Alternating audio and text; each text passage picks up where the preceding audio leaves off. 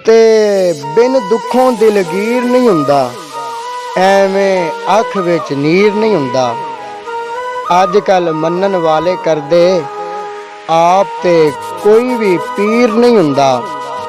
मेहनत ते मजदूरी करके ताज महल तामीर नहीं हुंदा। ओदी अख दी दख दा नक्शा, ओए ओदी अख दी दख दा नक्शा, मेथों यार लकीर नहीं हुंदा।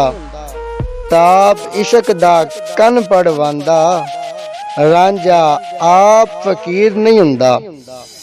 बच्चे दे लई प्यो तो वड्डा, ओए बच्चे दे लई प्यो तो वड्डा, जग ते कोई अमीर नहीं हुंदा। नस्लां तक जख्मांदी अफजल, गल तो तिखा तीर नहीं हुंदा।